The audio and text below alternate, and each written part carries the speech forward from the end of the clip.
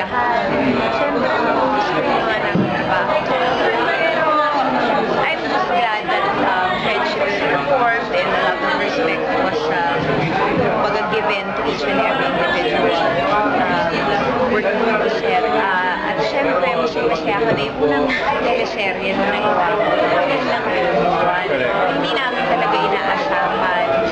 Considering how late the time slot is, I'm really just grateful.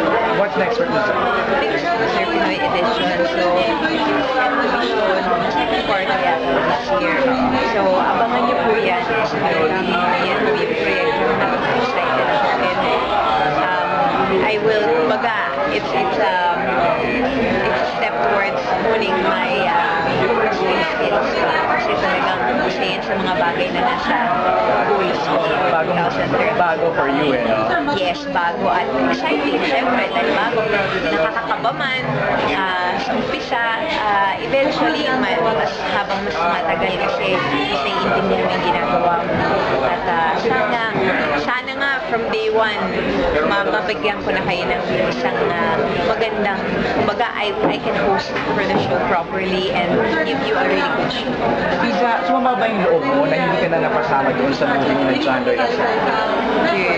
Hindi ko naman kasalanan, pero kasi ano na rin hindi talaga nagtakbo yung schedule namin.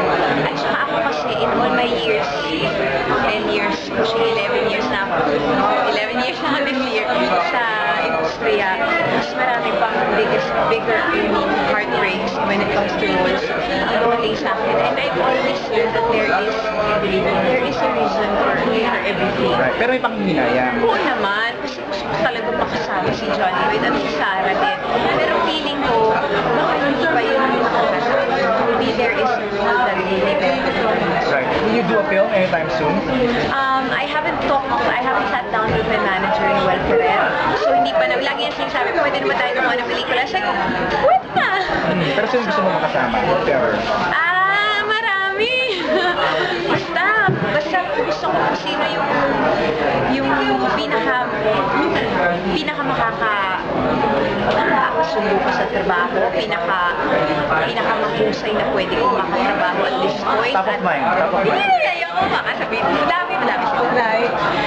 Sabihin natin si John Lloyd, siyempre si Coco Martin, si Papa P, gusto ko pa rin makatrabaho. Ang dami, Jerry. Ang dami sila.